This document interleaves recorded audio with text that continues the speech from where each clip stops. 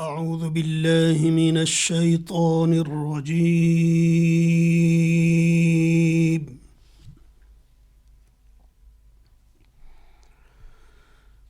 بسم الله الرحمن الرحيم.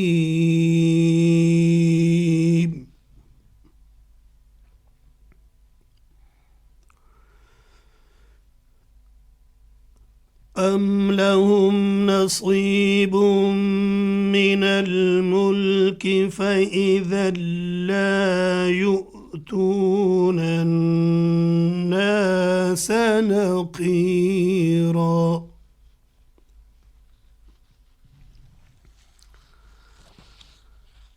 أم يحسدون الناس على ما آتاهم الله من فضله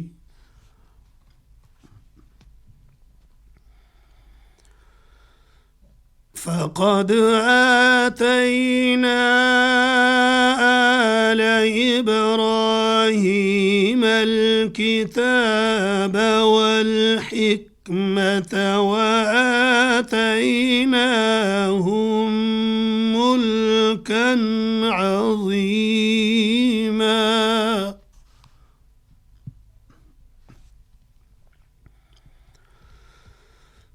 فمنهم من آمن به ومنهم من صد عنه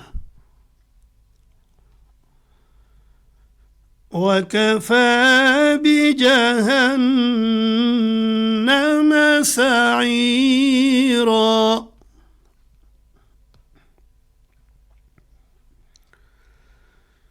إن الذين كفروا بآياتنا سوف نصليهم نارا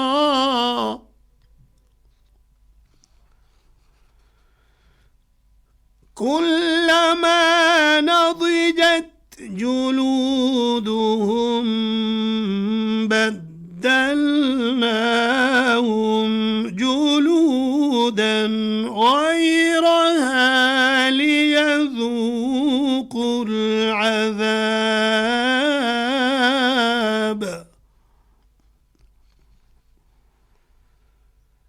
إن الله كان عزيزا حكيما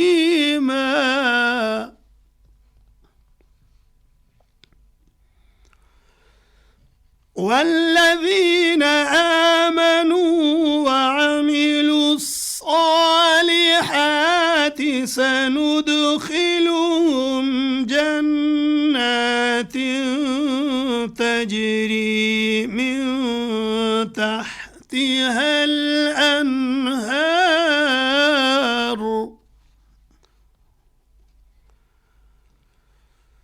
تجري من تحتها الأنهار خالدين فيها أبدا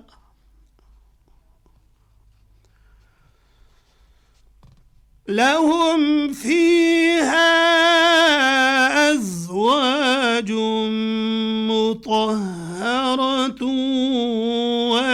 وندخلهم ظلا ظليلا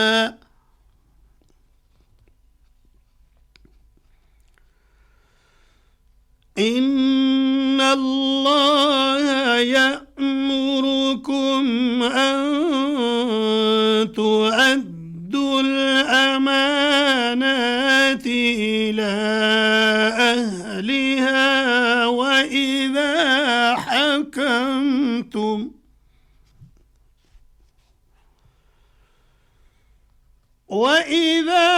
حكمتم بين الناس أن تحكموا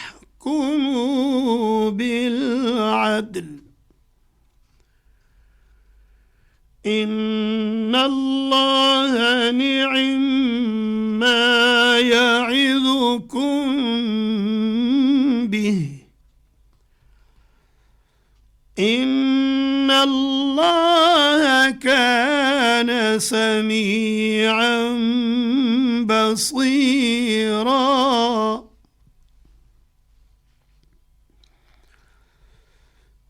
يا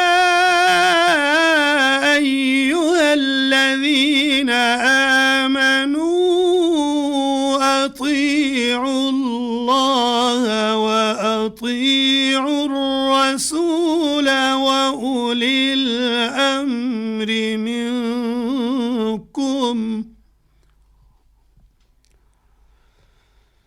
فإن تنازعتم في شيء فردوه إلى الله والرسول إن كنتم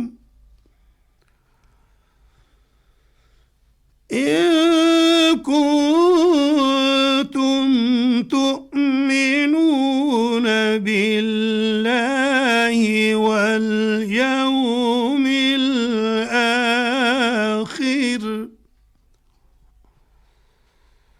ذلك خير وأحسن تأويلا صدق اللہ العظیم۔ شروع اللہ کے نام سے جو بڑا مہربان نہایت رحم والا ہے۔ کیا ان کے پاس بادشاہی کا کچھ حصہ ہے؟ لوگوں کو تل برابر بھی نہ دیں گے، یا جو اللہ نے لوگوں کو اپنے فضل سے دے رکھا ہے اس کا حسد کرتے ہیں؟ تو ہم نے خاندان ابراہیم کو کتاب اور دانائی عنایت فرمائی تھی اور سلطنت عظیم بھی بخشی تھی۔ پھر لوگوں میں سے کسی نے تو اس کتاب کو مانا اور کوئی اس سے رکا رہا، تو ان نہ ماننے والوں کو دوزخ کی جلتی ہوئی آگ کافی ہے۔ جن لوگوں نے ہماری آیتوں سے کفر کیا ان کو ہم عنقریب آگ میں داخل کریں گے۔ جب ان کی کھالیں گل جائیں گی تو ہم اور کھال بدل دیں گے تاکہ عذاب چکھتے رہیں۔ بے شک اللہ غالب حکمت والا ہے۔ اور جو ایمان لائے اور نیک عمل کرتے رہے ان کو ہم بہشتوں میں داخل کریں گے جن کے نیچے نہریں بہہ رہی ہیں، وہ ان میں ہمیشہ ہمیشہ رہیں گے۔ وہاں ان کے لیے پاک بیویاں ہیں اور ان کو ہم گھنے سائے میں داخل کریں گے۔ اللہ تم کو حکم دیتا ہے کہ امانت والوں کی امانتیں ان کے حوالے کر دیا کرو، اور جب لوگوں میں فیصلہ کرنے لگو تو انصاف سے فیصلہ کیا کرو۔ اللہ تمہیں بہت خوب نصیحت کرتا ہے، بے شک اللہ سنتا دیکھتا ہے۔ مومنو، اللہ اور اس کے رسول کی فرما برداری کرو، اور جو تم میں سے صاحب حکومت ہیں ان کی بھی۔ اور اگر کسی بات میں تم میں اختلاف واقع ہو تو اگر اللہ اور روز آخرت پر ایمان رکھتے ہو تو اس میں اللہ اور اس کے رسول کی طرف رجوع کرو، یہ بہت اچھی بات ہے اور اس کا انجام بھی اچھا ہے۔ وآخر دعوانا ان الحمد للہ رب العالمین۔ سامعین، آج ہم نے پارہ نمبر 5 میں سورہ نساء کی آیات مبارکہ 53 تا 59 کی تلاوت و ترجمہ سننے کی سعادت حاصل کی۔ تلاوت کلام حق کا شرف حاصل کر رہے تھے قاری البخش نقشبندی۔ دعا ہے کہ اللہ تعالی ہمیں تلاوت قرآن اور اس کی تعلیمات کو سمجھ کر ان پر عمل کرنے کی توفیق عطا فرمائے۔ ہدیہ درود و سلام بحضور سرور کائنات صلی اللہ علیہ وآلہ وسلم۔ اللهم صل على محمد اللهم صل على محمد وعلى آله وصحبه وسلم اللهم صل على محمد اللهم صل على محمد وعلى آله وصحبه وسلم اللهم صل على محمد اللهم صل على محمد وعلى آله وصحبه وسلم. ارشاد رب العزت ہوا، لوگوں کو دانش اور نصیحت سے اپنے پروردگار کے راستے کی طرف بلاؤ اور بہت ہی اچھے طریق سے ان سے مناظرہ کرو. جو اس کے راستے سے بھٹک گیا تمہارا پروردگار اسے بھی خوب جانتا ہے، اور جو راستے پر چلنے والے ہیں ان سے بھی خوب واقف ہے. ساری مخلوق ہے گدا تیری، ساری مخلوق ہے گدا تیری، یہ صفت ہے میرے خدا تیری، یہ صفت ہے میرے خدا تیری، ساری مخلوق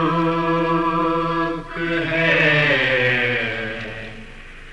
گدا تیری، ذرے ذرے میں ہے تیرا جلوہ،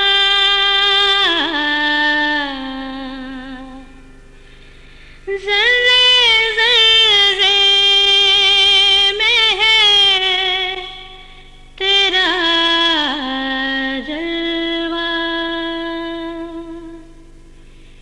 پتے پتے میں ہے ادا تیری، یہ صفت ہے میرے خدا تیری، سب کے سینوں میں ہے تیری دھڑکن، سب کے سینوں میں ہے تیری دھڑکن، سب کے ہونٹوں پہ ہے صدا تیری، یہ صفت ہے میرے خدا تیری، تو ہی مالک ازل ابد کا ہے، تو ہی مالک ازل ابد کا ہے،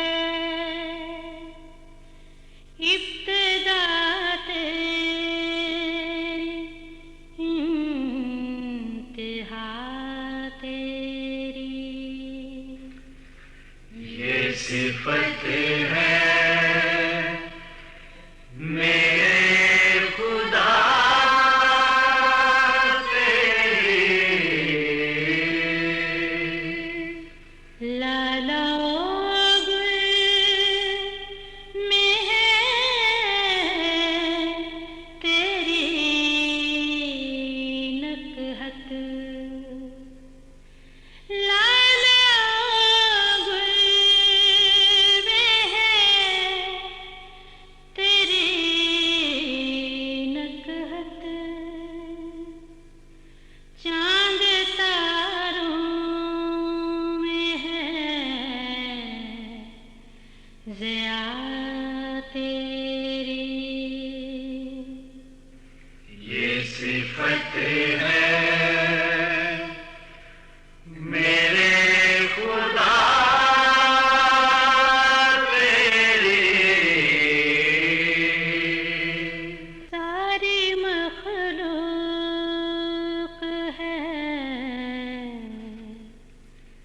गदा तेरी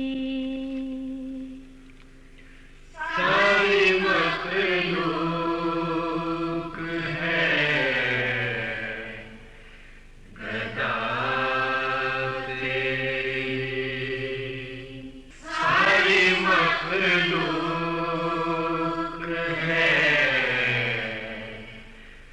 गदा तेरी, सारी मखलूक है गदा तेरी, सारी मखलूक है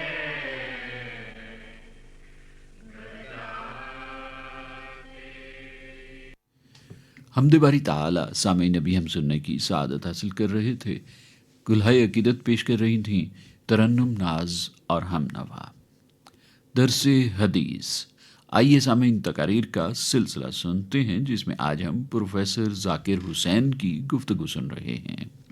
अल्हम्दुलिल्लाहि वहदह वस्सलातु वस्सलामु अला मन ला नबिय्य बअदह, अम्मा बाद, बिस्मिल्लाहिर रहमानिर रहीम।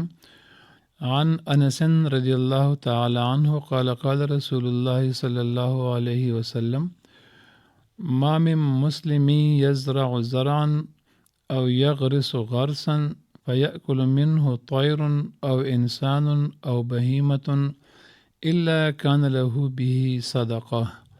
रवाहु मुस्लिम। हज़रत अनस रज़ियल्लाहु अन्हु रिवायत करते हैं कि रसूलुल्लाह सल्लल्लाहु अलैहि वसल्लम ने फरमाया, जो मुसलमान ज़राअत का काम करता है या पौधे लगाता है और उसमें से चिड़िया या कोई इंसान या कोई जानवर खा ले तो ये उसके लिए सदका बनता है। इस हदीस मुबारक में ज़राअत, काश्तकारी और शजरकारी की फजीलत बयान हुई है और मुसलमान के लिए सवाब की तख़सीस इसलिए है कि काफिर को आखिरत में सवाब नहीं मिलता, अलबत्ता उसे दुनिया ही में अच्छे कामों का बदला मिल सकता है। मोमिन बंदा के लिए ये सवाब और अजर क़यामत तक के लिए है। इस हदीस में इंसान, परिंदों या जानवरों के उस खेती से खाने पर सदका बराए किसान का जिक्र है। अलावा अज़ीं इस किस्म की एक और रिवायत में हज़रत जाबिर रज़ियल्लाहु अन्हु से ये भी मनक़ूल है कि जो उसके खेत से चोरी हो जाए तो ये भी उसके लिए सदका है। अरब में एक दस्तूर था कि बाग के मालिकान मुसाफिरों को एक दो पल तोड़ने से मना नहीं करते थे। मुसाफिर भी इस दस्तूर से वाकिफ़ थे। वो भी चोरी की नीयत से नहीं बल्कि उर्फ़ी इजाज़त की बिना पर दो चार दाने मुंह में डालते। या कभी जानवर खेत से गुज़रते हुए फसल या फल में एक आध मुंह मार लेते, जबकि परिंदों पर तो किसी को भी रोकने का इख्तियार नहीं। हालांकि सबसे पहले पकने वाला चोटी पर वाक़े फल वो खाते हैं या ज़मीनी फसलों में से दाना चुगते हैं। ये भी किसान और काश्तकार के लिए सदका और अजर सवाब का बायस है, जबकि ये अजर सवाब नियत किए बग़ैर भी मिल जाता है। सदका की बेशुमार छोटी बड़ी किस्में हैं, मसलन अज़्रुए अहादीस, अच्छी बात का हुक्म देना, बुराई से रोकना, दो बंदों के दरमियान इंसाफ करना, किसी शख्स को उसके घोड़े वगैरह पर सवार करने या उस पर उसका साजो सामान चढ़ाना, नमाज की तरफ हर कदम उठाना, तकलीफ़ दह चीज़ मसलन कांटा, छलका या पत्थर वगैरह रास्ते से हटाना, अल्लाह ताला की तकबीर कहना, उसकी हम्द बयान करना, तहलील यानी कलमा तय्यब का ज़िक्र करना, तस्बीह पढ़ना, अल्लाह ताला से बख्शिश मांगना, लोगों की आमद-ओ-रफ्त वाले मकामात से गंदगी और ग़लाज़त दूर करना वगैरह। इन तमाम उमूर पर सदक़ा की तरह अजर सवाब है, चूँकि शजरकारी यानी दरख्त लगाने या ज़राअत या खेती बाड़ी से इंसानों, जानवरों اور پرندوں حتیٰ کہ حشرات الارض کو بھی فائدہ پہنچتا ہے، اور ان مخلوقات کے کھانے پینے اور غذا کا دار و مدار اسی پر ہے۔ اور کسی درخت کا پھل تو کیا، کچھ دیر کا سایہ بھی فائدہ مند ہے، کیونکہ ایک تھکا ہارا مسافر اس کی چھاؤں میں آرام کی نیند سو کر راحت حاصل کرتا ہے یا اپنی سواری کو بھی باندھ لیتا ہے۔ ظاہر ہے یہ تمام فوائد کاشتکار کی وجہ سے ہیں، اس لیے مخلوق خدا کو نفع پہنچانے پر اسے اجر ملتا ہے، حالانکہ انسانوں، جانوروں یا وحوش طیور کو روکنے میں مالک کافی حد تک بے اختیار بھی ہے، اور اس نے ایسا ارادہ کیا بھی نہیں، پھر بھی ثواب پاتا ہے، اور اللہ تعالیٰ کے ہاں تو بخشش کے لیے معمولی نیکی بھی کافی ہو سکتی ہے، جبکہ اس کے مقابلے میں بڑے بڑے اعمال کے ضائع ہونے بلکہ الٹا قابل گرفت ہونے کا خطرہ بھی ہے۔ اسی وجہ سے احادیث سے ثابت ہے کہ وہ بندہ روز قیامت غریب ہے جس کے عظیم اعمال صالحہ مثلا نماز، روزہ، حج، زکوٰۃ، خیرات اور تہجد و تلاوت وغیرہ معمولی حقوق العباد میں ضائع ہو جائیں گے اور وہ جہنم کا مستحق بنے گا۔ چونکہ مالک اجر و ثواب کمانے میں مخلص ہے اور نیت میں کوئی فتور نہیں اور نہ اس میں ریاکاری یا کوئی اور فساد ہے، اس لیے یہ اس کے حق میں مقبول ہے۔ اور آپ یہ بھی سوچیں کہ کسی کھیت کے پھل، فصل یا غلہ میں سے انسان، حیوان اور پرندے کتنا کھا سکیں گے؟ شاید اس کی فصل کا 1000واں حصہ بھی نہیں۔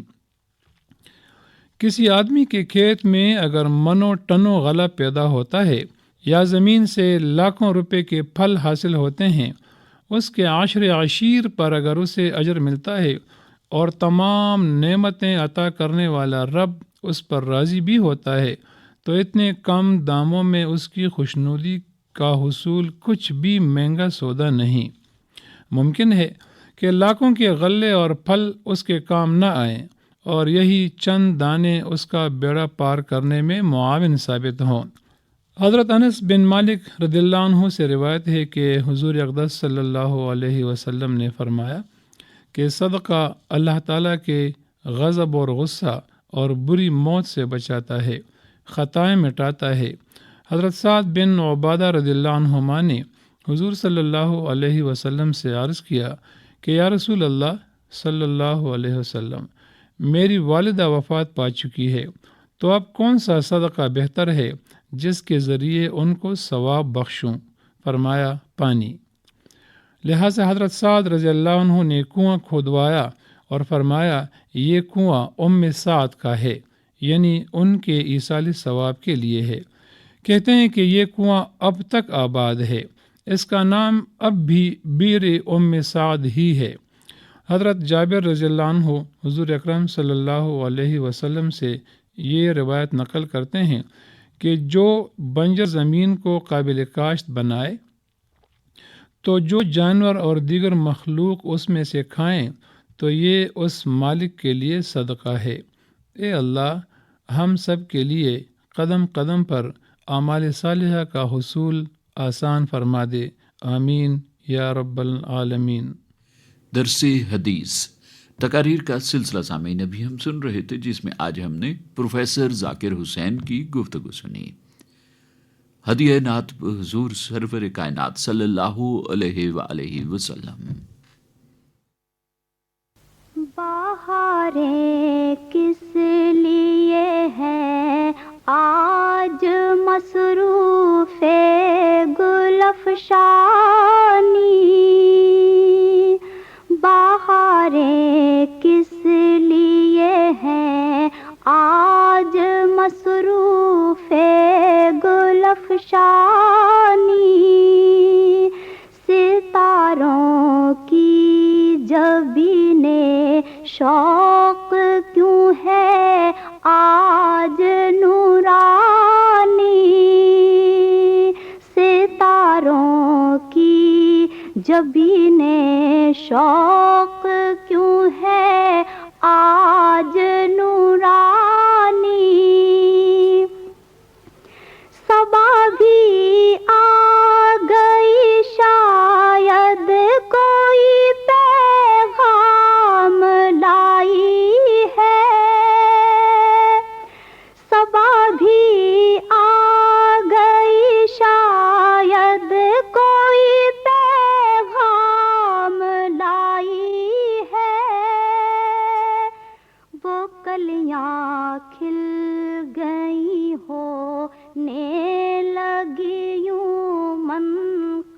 بت خوانی، وہ کلیاں کھل گئی ہونے لگی یوں منقبت خوانی، کرم فرمائیں گے وہ ہوشیار تنگ دامانی، کرم فرمائیں گے وہ ہوشیار تنگ دامانی، کہاں ہے چاند سورج مانگ لے وہ بھی درخشانی، کہاں ہے چاند سورج مانگ لے وہ بھی درخشانی، زباں پر کس کا نام آیا الہی جان و دل صدقے، زباں پر کس کا نام آیا الہی جان و دل صدقے، بڑھا جاتا ہے دل میرا جھکی جاتی ہے پیشانی، بڑھا جاتا ہے دل میرا جھکی جاتی ہے پیشانی، سلام اس پر کہ جس کا نام نامی اس میں اعظم ہے،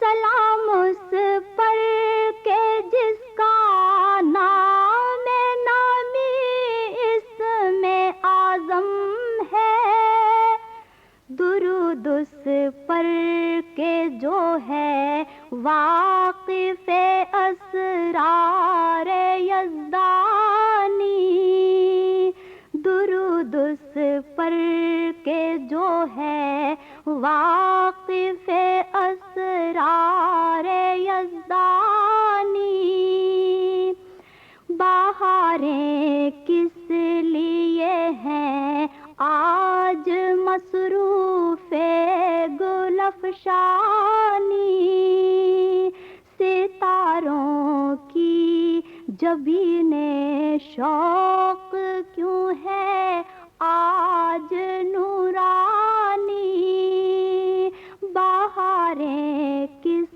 لیے ہیں آج مصروف گل افشانی۔ گلہائے عقیدت حضور سرور کائنات صلی اللہ علیہ وآلہ وسلم پیش کرنے کی سعادت حاصل کر رہی تھیں ام حبیبہ۔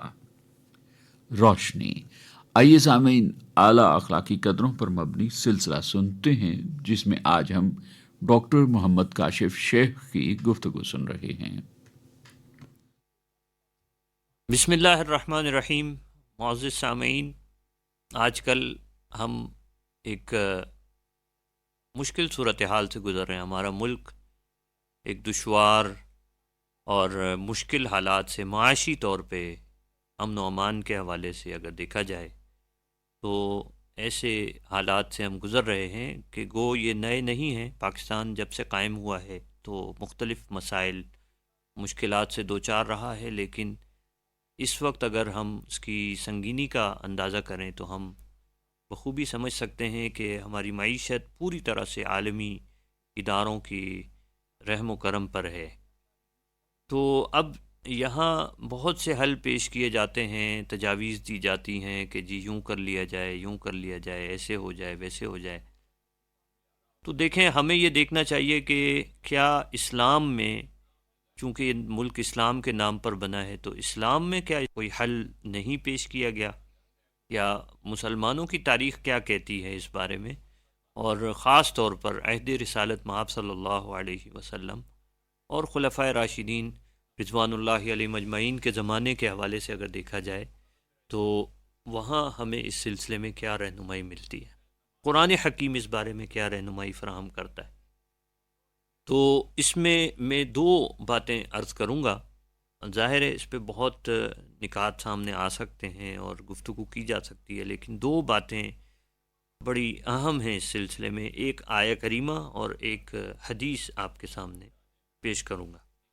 اللہ رب العالمین نے ارشاد فرمایا کہ وَمَنْ أَعْرَضَ عَنْ ذِكْرِي فَإِنَّ لَهُ مَعِيشَةً ضَنْكَ وَنَحْشُرُهُ يَوْمَ الْقِيَامَةِ أَعْمَى، کہ جو میرے ذکر سے منہ موڑے گا تو میں اس کے اوپر زندگی کو تنگ کر دوں گا۔ فَإِنَّ لَهُ مَعِيشَةً ضَنْكَ، تو میں اس کے اوپر زندگی کو تنگ کر دوں گا، اس کی معیشت تنگ ہوگی۔ اور فرمایا وَنَحْشُرُهُ يَوْمَ الْقِيَامَةِ أَعْمَى، کہ روز قیامت ہم انہیں نابینا اٹھائیں گے۔ اس کا مطلب یہ نہیں ہے کہ وہ ان کی نگاہیں ہیں، بینا ہیں اور سب کچھ نظر آتا ہے، تو اس کے باوجود وہ نابینا اٹھائے جائیں گے۔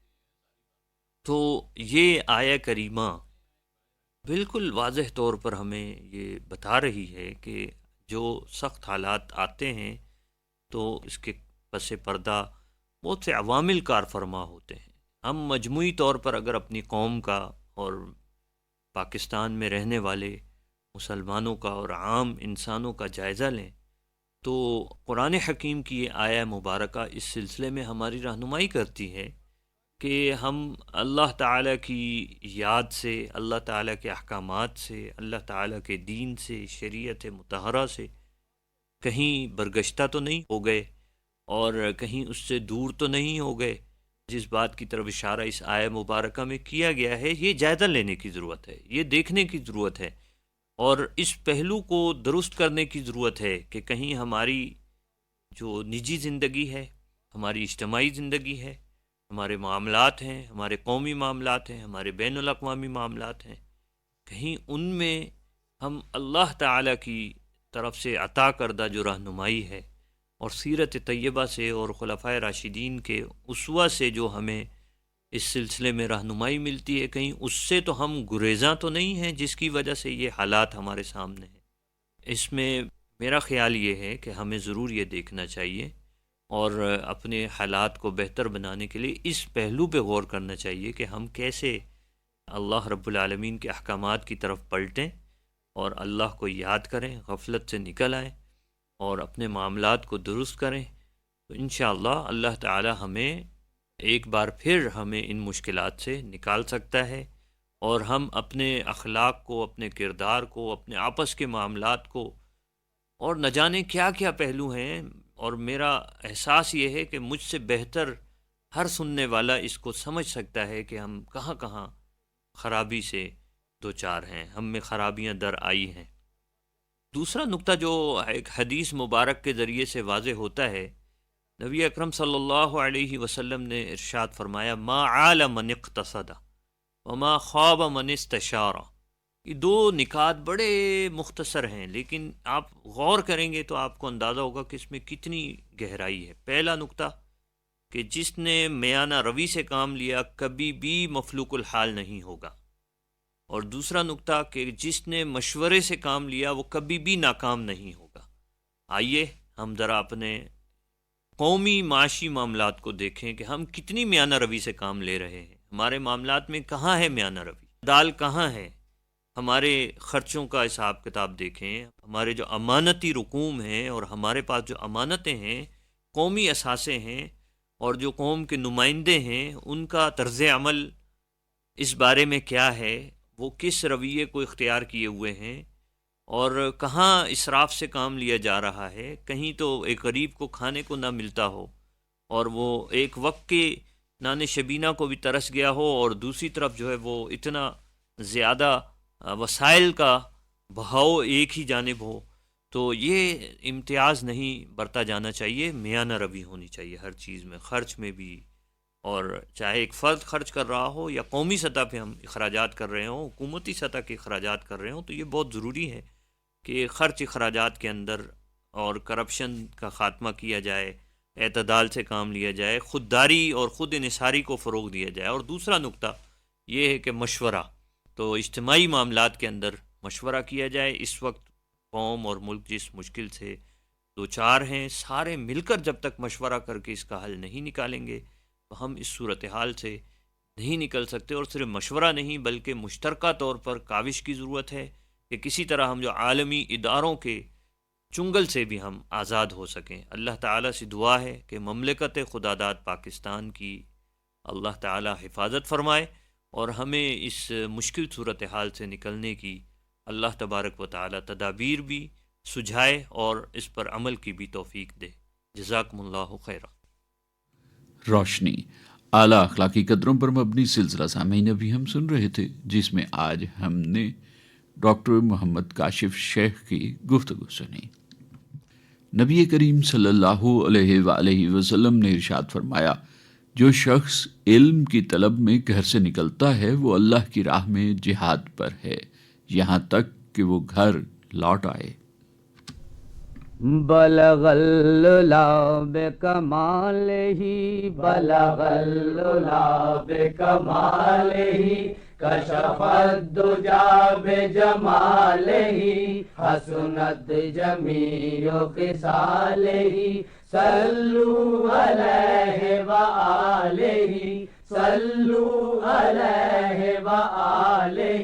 نہ مجال تاب جمال ہی نہ مجال تاب جمال ہی نہ زبان حرف سوال ہی صلو علیہ وآلہ.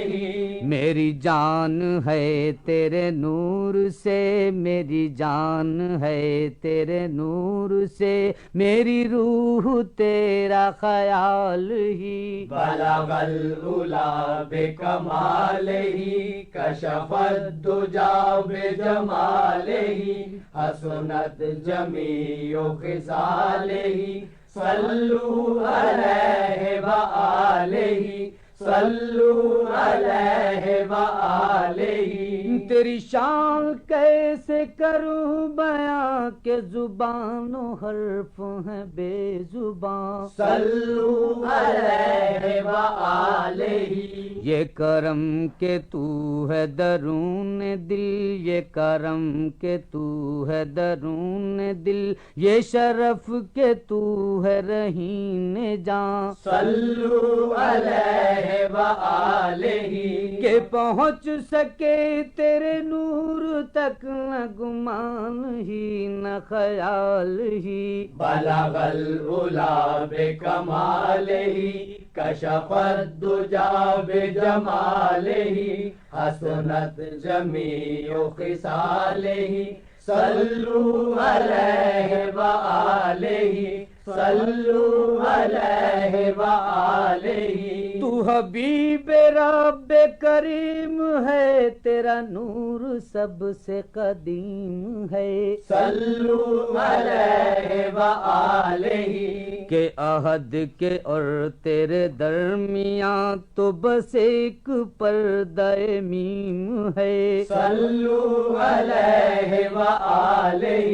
تیری عظمتوں کی ہے ترجمہ تو فقط اذان بلال ہی. بلغ العلا بکمالہ کشف الدجا بجمالہ حسنت جمیع خصالہ صلو علیہ وآلہ صلو علیہ وآلہ. تیرا نام احمد مجتبیٰ تیری ذات خاتم انبیاء صلو علیہ وآلہ. تو جواز روز الست ہے تو جواز روز الست ہے تو رسول و رحمت دوسرا صلو علیہ وآلہ. میں غریب و عاجز و بے نوا کہ میرا ہے دست سوال ہی. بلغ العلا بکمالہ کشف الدجا بجمالہ حسنت جمیع خصالہ صلو علیہ وآلہ صلو علیہ وآلہ. صلو علیہ وآلہ صلو علیہ وآلہ۔ نعت رسول مقبول صلی اللہ علیہ وآلہ وسلم سامعین ابھی ہم سننے کی سعادت حاصل کر رہے تھے، گلہائے عقیدت پیش کر رہے تھے منصور تابش اور ہم نوا۔ آپ نے پوچھا ہے، آئیے سامعین سلسلہ سنتے ہیں جس میں آپ کے دینی اور سماجی مسائل کے حوالے سے پوچھے گئے سوالات کے جوابات قرآن و سنت کی روشنی میں دے رہی ہیں ڈاکٹر حافظ حبیب الرحمان۔ الحمدللہ رب العالمین والصلاة والسلام علی رسولہ الکریم، اما بعد فاعوذ باللہ من الشیطان الرجیم، بسم اللہ الرحمن الرحیم۔ یہ ایک خاتون کی طرف سے سوال ہے کہ عورت کو خانگی زندگی میں کیا حقوق حاصل ہیں، جبکہ ہمارے معاشرے میں بیوی اور شوہر کا تعلق جو ہے وہ ایک مالک اور باندی جیسا معلوم ہوتا ہے، جبکہ قرآن نے ان کے بارے میں کہا ہے کہ ان دونوں کے حقوق ایک جیسے ہیں۔ یہ قرآن و سنت کی تعلیمات کی روشنی میں دیکھا جائے تو میاں بیوی کا تعلق مالک و مملوک یا آقا اور کنیز کا نہیں ہے، بلکہ شوہر اور بیوی کا تعلق ہے۔ گھر اور خاندان کی مثال ایک چھوٹی سی ریاست کی ہے، اور شوہر اور بیوی دونوں گھر کے نظام کو چلانے اور درست رکھنے کے ذمہ دار ہیں۔ دونوں کے حقوق اور فرائض ہیں، لیکن ان میں مساوات نہیں ہے بلکہ تنوع ہے، ڈائیورسٹی ہے، کہ ایک کے ایک طرح کے حقوق ہیں، دوسرے کے دوسری طرح کے حقوق، اور ایسا نہیں ہے کہ ان کے اندر بالکل ایک جیسے دونوں کے حقوق ہوں، کیونکہ عام طور پر قرآن مجید کی اس آیت وَلَهُنَّ مِثْلُ الَّذِي عَلَيْهِنَّ بِالْمَعْرُوفِ، اس سے بعض لوگ یہ سمجھتے ہیں کہ میاں بیوی دونوں کے حقوق کے اندر مساوات ہے۔ مساوات نہیں ہے، البتہ بیوی کو بھی خانگی زندگی کے اندر حقوق حاصل ہیں اور کچھ فرائض بھی ہیں اس کے، اور شوہر کے بھی کچھ حقوق ہیں اور کچھ فرائض ہیں۔ جو بیوی کے حقوق ہیں وہ شوہر کے فرائض ہیں، اور جو بیوی کے فرائض ہیں وہ شوہر کے حقوق ہیں۔ چونکہ آپ کا سوال خانگی زندگی میں عورت کے حقوق سے متعلق ہے، اور سوال کا پہلا حصہ آپ کا یہ تھا کہ عام طور پر ہمارے معاشرے میں بیوی شوہر کے تعلق کو مالک اور کنیز جیسا تصور کیا جاتا ہے۔ یہ ہمارے معاشرے کی کے اندر قرآن و سنت سے دوری اور لا علمی کی وجہ ہے۔ اگر دونوں کو ایک دوسرے کے حقوق کا علم ہو تو کبھی بھی اس طرح کے تصورات جو ہیں کسی مسلمان معاشرے میں، اسلامی معاشرے کے اندر جو ہے وہ پھیل نہیں سکتے۔ بدقسمتی سے ہمیں خانگی زندگی سے متعلق قرآن و سنت کی تعلیمات کا علم نہیں ہے۔ ابھی چند ایک حقوق کا میں آپ کے سامنے ذکر کرتا ہوں کہ یہ خواتین کے بیوی کے حقوق ہیں جو کہ خانگی زندگی کے اندر اس کو حاصل ہیں، اور اس میں ظاہر ہے کہ اس کے حقوق ہیں تو شوہر کے یہ فرائض ہیں۔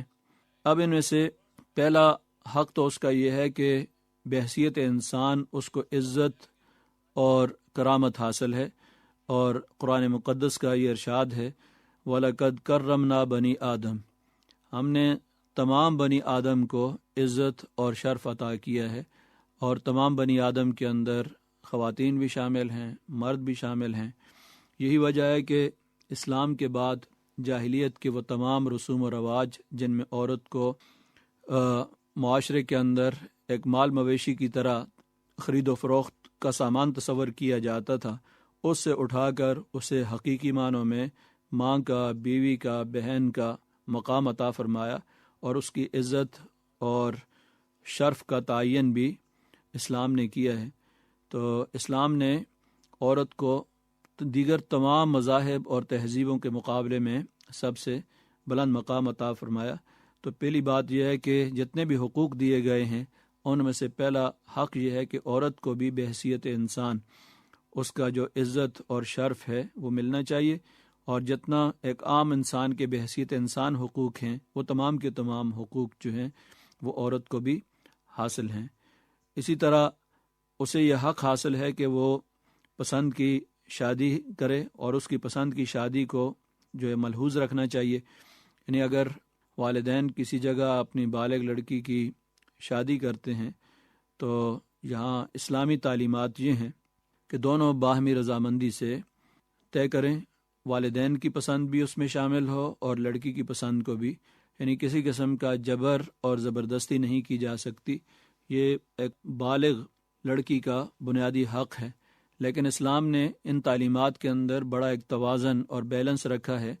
ایسا بھی نہیں ہے کہ والدین سے بغاوت اختیار کر کے دارالامان کے اندر چلی جائیں اور پورے خاندان کے لیے وہ ذلت اور رسوائی کا باعث بنے، بلکہ اس کے برعکس والدین کی رضامندی ضروری ہے. والدین جنہوں نے پالا ہے ان کی محبت اور شفقت اولاد پر ہوتی ہے، ان کے تجربات ہوتے ہیں، وہ زیادہ بہتر سمجھتے ہیں کہ کون سا رشتہ ان کے مستقبل کے حوالے سے مفید ثابت ہو سکتا ہے اور کون سا مفید نہیں ہوگا.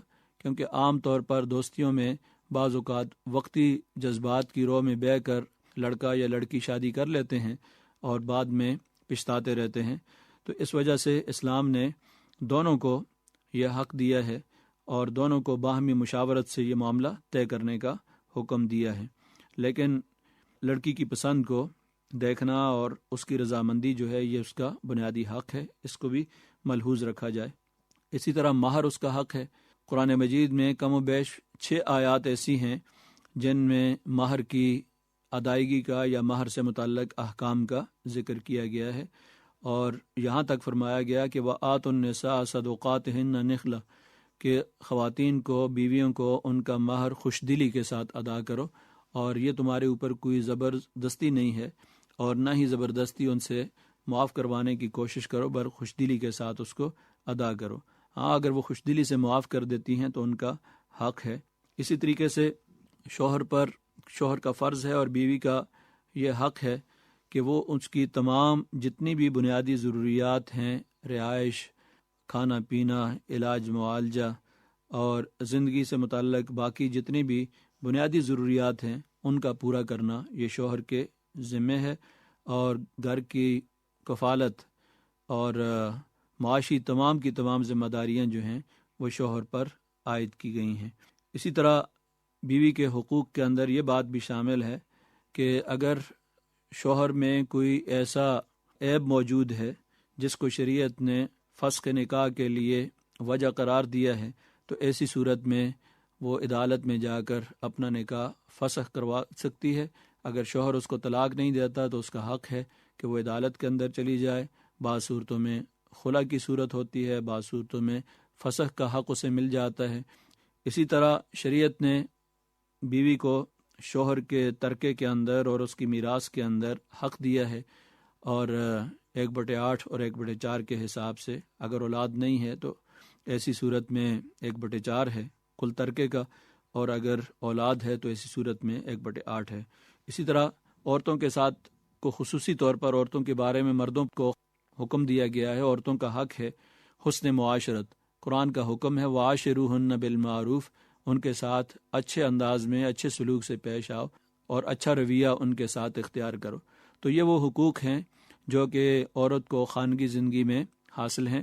اس لیے یہ کہنا درست نہیں ہے کہ اسلام نے گویا کہ شوہر اور بیوی کے درمیان جو تعلق قائم کیا وہ مالک اور کنیز یا باندی جیسا تعلق ہے، جہاں اس حد تک حقوق حاصل ہوں. ظاہر اس نوعیت کے حقوق جو ہیں وہ کسی بھی جگہ میں مالک اور کنیز کے اور آقا اور غلام کے تعلق کو ظاہر نہیں کرتے، بلکہ اس میں دونوں فریق جو ہیں وہ گھر کے نظام کو چلانے کے لیے اپنے اپنے دائرے کے اندر جو ہے وہ ذمہ دار ہیں. دعا کہ اللہ تبارک و تعالی ہمیں قرآن مجید کی اور سنت رسول کی ان تعلیمات کو سمجھنے کی توفیق عطا فرمائے. آپ نے پوچھا ہے سلسلہ سامعین ابھی ہم سن رہے تھے جس میں آپ کے دینی اور سماجی مسائل کے حوالے سے پوچھے گئے سوالات کے جوابات قرآن و سنت کی روشنی میں دے رہے تھے ڈاکٹر حافظ حبیب الرحمان. سامعین، آپ اپنے دینی اور سماجی مسائل کا حل جان سکتے ہیں. اس کے لیے آپ اپنے سوالات بذریعہ خط ہم تک پہنچائیے، اور خط لکھنے کے لیے ہمارا پتہ نوٹ کر لیجئے. انچارج پروگرام حیا علی الفلاح، معرفت اسٹیشن ڈائریکٹر، ریڈیو پاکستان، اسلام آباد. قرآن حکیم اور ہماری زندگی. آئیے سامعین سلسلہ سنتے ہیں جس میں آج ہم گزشتہ ہفتے بیان کیے گئے مضامین کا خلاصہ سن رہے ہیں۔ مقرر ہیں پروفیسر ڈاکٹر محمد الیاس۔ گزشتہ ہفتے کے مضامین کا خلاصہ۔ پہلے دن کی آیات مبارکہ میں حضرت موسیٰ علیہ السلام کی طور پر واپسی کو بیان کیا گیا ہے کہ حضرت موسیٰ علیہ السلام نے حسب فرمان الہی اپنی قوم سے 70 افراد کو منتخب کیا، اور یہ طلبی اس غرض کے لیے ہوئی تھی کہ قوم کے 70 نمائندے کوہ سینا پر پیشی خداوندی میں حاضر ہو کر قوم کی طرف سے گوسالہ پرستی کے جرم کی معافی مانگے۔ تو وہاں پہنچ کر انہوں نے رب تعالیٰ سے دعائیں مانگنا شروع کی، لیکن یہ لوگ اپنی دعا میں حد سے تجاوز کر گئے، کہنے لگے اے اللہ تو ہمیں وہ دے جو نہ ہم سے پہلے کسی کو دیا ہو نہ ہمارے بعد کسی کو دے۔ یہ دعا اللہ کو بہت ناگوار گزری اور ان پر بھونچال آ گیا، جس سے گھبرا کر حضرت موسیٰ علیہ السلام اللہ سے دعائیں کرنے لگے کہ اللہ میں بنی اسرائیل کو کیا منہ دکھاؤں گا، ان کے یہ بہترین لوگ تھے، اگر تیری ہی منشا تھی تو اس سے پہلے ہی ہمیں ہلاک کر دیا ہوتا۔ اسی طرح دوسری آیت مبارکہ میں اللہ تعالیٰ کی رحمت اور انسان کے عمل کو بیان فرمایا ہے۔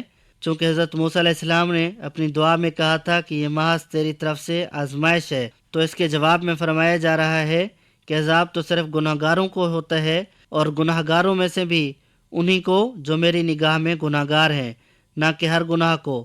میں اپنی حکمت اور عدل اور پورے علم کے ذریعے سے جانتا ہوں کہ مستحق عذاب کون ہے، صرف اسی کو عذاب پہنچتا ہے۔ ہاں البتہ میری رحمت بڑی وسیع چیز ہے جو سب پر شامل اور سب پر حاوی اور سب پر محیط ہے۔ دوسرے دن کی آیت مبارکہ میں نبی کریم صلی اللہ علیہ وآلہ وسلم کے لیے امی کا لفظ بہت معنی خیز استعمال ہوا ہے۔ بنی اسرائیل اپنی سوا دوسری قوموں کو امی کہتے تھے، اور ان کا قومی فخر و غرور کسی امی کی پیشوائی تسلیم تو درکنار اس پر بھی تیار نہ تھا کہ امیوں کے لیے اپنے برابر انسانی حقوق ہی تسلیم کر لیں۔ چنانچہ قرآن حکیم میں آتا ہے کہ وہ کہتے تھے کہ لیس علینا فی الامیین سبیل، بس اللہ تعالیٰ انہی کی اصطلاح استعمال کرتے ہوئے فرماتے ہیں کہ اب تو اسی امی کے ساتھ تمہاری قسمت وابستہ ہے، اس کی پیروی قبول کرو گے تو میری رحمت سے حصہ پاؤ گے، ورنہ وہی غضب تمہارے لیے مقدر ہے جس طرح صدیوں سے یہ گرفتار چلے آ رہے ہو۔ اسی طرح اللہ جل شانہ نے آپ کی صفات کا ذکر کیا، ساتھ ہی اپنے نبی اور رسول حضرت محمد مصطفیٰ صلی اللہ علیہ وآلہ وسلم کو حکم فرمایا کہ تمام عرب و عجم کے گوروں کالوں سے کہہ دو کہ میں تم سب کی طرف اللہ کا بھیجا ہوا رسول ہوں۔ آپ کی شرافت و عظمت ہے کہ آپ خاتم الانبیاء ہیں اور تمام دنیا کے لیے صرف آپ ہی نبی ہیں۔ تیسرے دن کی آیت مبارکہ میں بیان ہو رہا ہے کہ یہود پر اللہ جل شانہ کے احسانات کا تسلسل ہے۔ یہاں ایک اور نعمت یاد دلائی جا رہی ہے کہ جب تمہارے نبی نے تمہارے لیے پانی طلب کیا تو ہم نے اس پتھر سے چشمے بہا دیے جو تمہارے ساتھ رہا کرتا تھا، اور تمہارے ہر قبیلے کے لیے اس میں سے ایک چشمہ ہم نے جاری کر دیا جسے ہر قبیلے نے جان لیا، اور ہم نے کہہ دیا کہ من و سلوہ کھاتے رہو اور ان چشموں کا پانی پیتے رہو، بے محنت کی روزی کھا پی کر ہماری عبادت میں لگے رہو، نافرمانی کر کے زمین میں فساد مت پھیلاؤ ورنہ یہ نعمتیں چھن جائیں گی۔ پھر اللہ تعالیٰ نے بنی اسرائیل پر جو مزید 3 احسانات کا ذکر فرمایا ہے، ان میں سے ایک یہ ہے کہ جزیرہ نما سینا کے بیابانی علاقے میں ان کے لیے پانی کی باہم رسانی کا غیر معمولی انتظام کیا، دوسرے یہ کہ ان کو دھوپ کی تپش سے بچانے کے لیے آسمان پر بادل چھا دیا، تیسرے یہ کہ ان کے لیے خوراک کی باہم رسانی کا غیر معمولی انتظام من و سلوہ کی صورت میں اتارا گیا۔ ظاہر ہے کہ اگر ان 3 اہم ترین ضروریات زندگی کا بندوبست نہ کیا جاتا تو یہ قوم جس کی تعداد کئی لاکھ تک پہنچی ہوئی تھی، اس علاقے میں بھوک پیاس سے بالکل ختم ہو جاتی۔ ان چند مختصر آیتوں میں اللہ تعالیٰ نے بنی اسرائیل پر اپنے جن احسانات کا ذکر فرمایا ہے وہ در حقیقت کتنے بڑے احسانات تھے، اور اس کے بعد پھر یہ کتنی بڑی احسان فراموشی تھی کہ اللہ کے فضل و کرم کی ایسی سری نشانیاں دیکھ لینے پر بھی یہ قوم مسلسل ان نافرمانیوں اور غداریوں کی مرتکب ہوتی رہی جن سے ان کی تاریخ بھری پڑی ہے۔ چوتھے دن کی آیت مبارکہ میں جس واقعے کی طرف اشارہ کیا گیا ہے اس کے متعلق یہودیوں کی کتب مقدسہ میں کوئی ذکر ہمیں نہیں ملتا، اور ان کی تاریخیں بھی اس باب میں خاموش ہیں، مگر قرآن مجید میں جس انداز سے اس واقعے کو یہاں اور سورۃ بقرہ میں بیان کیا گیا، اس سے صاف ظاہر ہوتا ہے کہ نزول قرآن کے دور میں بنی اسرائیل بالعموم اس واقعے سے خوب واقف تھے، اور یہ حقیقت ہے کہ مدینہ کی یہودیوں نے جو نبی صلی اللہ علیہ وسلم کی مخالفت کا کوئی موقع ہاتھ سے جانے دیتے تھے، قرآن کے اس بیان پر قطعاً کوئی اعتراض نہیں کیا۔ سبت ہفتے کے دن کو کہتے ہیں، یہ دن بنی اسرائیل کے لیے مقدس قرار دیا گیا تھا۔ اولاد اسرائیل کے درمیان پشت در پشت دائمی عہد کا نشان قرار دیتے ہوئے تاکید کی تھی کہ اس روز کوئی دنیاوی کام نہ کیا جائے، گھروں میں آگ تک نہ جلائی جائے، جانوروں اور لونڈی غلاموں تک سے کوئی خدمت نہ لی جائے، اور یہ کہ جو شخص اس ضابطہ کی خلاف ورزی کرے اسے قتل کر دیا جائے۔ انہی آیت مبارکہ میں اللہ تعالیٰ اپنے بندوں کی آزمائش کے لیے جو طریقے اختیار فرماتا ہے، ان میں سے ایک طریقہ یہ بھی ہے کہ جب کسی شخص یا گروہ کے اندر فرما برداری سے انحراف اور نافرمانی کی جانب میلان بڑھنے لگتا ہے تو اس کے سامنے نافرمانی کے مواقع کا دروازہ کھول دیا جاتا ہے تاکہ اس کے وہ میلانات جو اندر چھپے ہوئے ہیں کھل کر پوری طرح نمایاں ہو جائیں، اور جن جرائم سے وہ اپنے دامن کو خود داغدار کرنا چاہتا ہے ان سے وہ صرف اس لیے باز نہ رہ جائے کہ ان کے ارتکاب کا موقع اسے نہ ملے۔ 5ویں دن کی آیت مبارکہ میں اللہ تعالیٰ نے یہود کو اطلاع کر دی کہ ان کی سخت نافرمانی، بار بار کی بغاوت اور ہر موقع پر نافرمانی، رب سے سرکشی اور اللہ کے حرام کو اپنے کام میں لانے کے لیے ہیلا جوئی کر کے اسے حلال کی جامہ پوشی کا بدلہ یہ ہے کہ قیامت تک تم دبے رہو، ذلت میں رہو، لوگ تمہیں پست کرتے چلے جائیں۔ خود حضرت موسیٰ علیہ السلام نے بھی تاوان مقرر کر دیا، 7 سال یا 13 سال تک یہ اسے ادا کرتے رہے۔ سب سے پہلے خراج کا طریقہ ہی آپ نے ایجاد کیا، پھر ان پر یونانیوں کی حکومت ہوئی، پھر کسرانیوں، کلدانیوں اور نصرانیوں کی۔ سب کے زمانے میں ذلیل و حقیر رہے، ان سے جزیہ لیا جاتا رہا اور انہیں پستی سے ابھرنے کا کوئی موقع نہ ملا۔ پھر اسلام آیا اور اس نے بھی انہیں پست کیا، جزیہ اور خراج برابر ان سے وصول ہوتا رہا۔ جو شخص بھی اللہ کی شریعت کی مخالفت کرتا ہے، اللہ کے فرمان کی تحقیر کرتا ہے، اللہ اسے جلد ہی سزا دیتے ہیں۔ ہاں، جو اس کی طرف رغبت رجوع کرے، توبہ کرے، جھکے تو وہ بھی اس کے ساتھ بخشش اور رحمت سے پیش آتا ہے، چونکہ ایمان خوف اور امید کا نام ہے، اس لیے یہاں اور اکثر جگہ عذاب، ثواب، پکڑ اور بخشش اور لالچ دونوں ایک ساتھ بیان ہوئے ہیں۔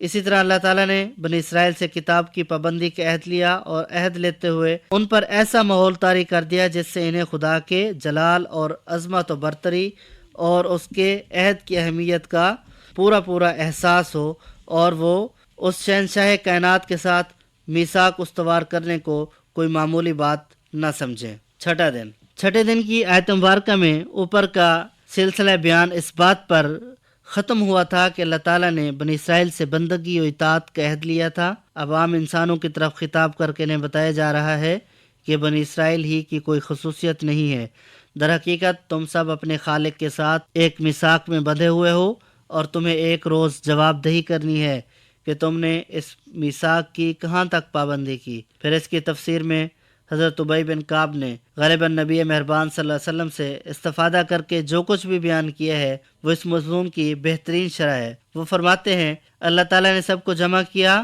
اور ایک ایک قسم یا ایک ایک دور کے لوگوں کو الگ الگ گروہوں کی شکل میں مرتب کر کے انہیں انسانی صورت اور گویائی کی طاقت عطا کی، پھر ان سے عہد و میثاق لیا اور انہیں اپنے اوپر گواہ بناتے ہوئے پوچھا کیا میں تمہارا رب نہیں ہوں؟ انہوں نے عرض کیا ضرور آپ ہمارے رب ہیں۔ اللہ تعالیٰ نے فرمایا کہ میں تم پر زمین و آسمان سب کو تمہارے باپ آدم کو گواہ ٹھہراتا ہوں تاکہ تم قیامت کے روز یہ نہ کہہ سکو کہ ہم کو اس کا علم نہ تھا۔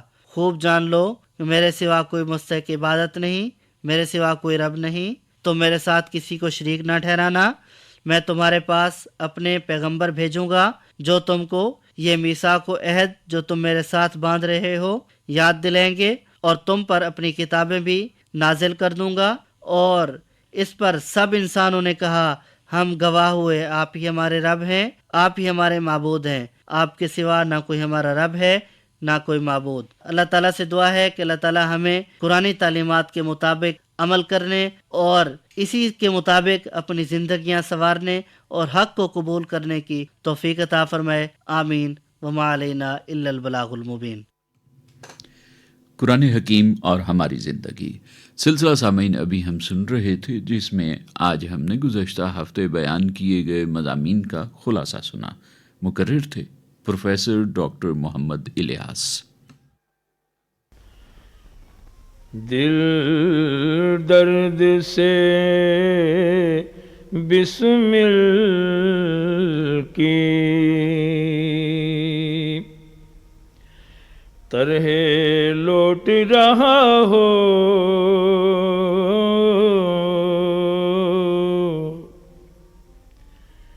دل درد سے بسمل کی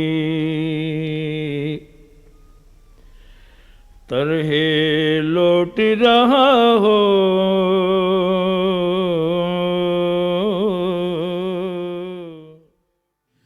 گلہائے عقیدت پر حضور سرور کائنات صلی اللہ علیہ وآلہ وسلم پیش کرنے کی سعادت حاصل کر رہے تھے منیر حسین ہاشمی۔ سامعین، فرمایا گیا کہ اللہ تعالیٰ سے دعا اس وقت مانگا کرو جب تم بہت مشکل میں ہو، کیونکہ اس وقت اس کی رحمت کا آغاز ہوتا ہے۔ آئیے بارگاہ رب العزت میں دعا کے لیے ہاتھ پھیلائیں۔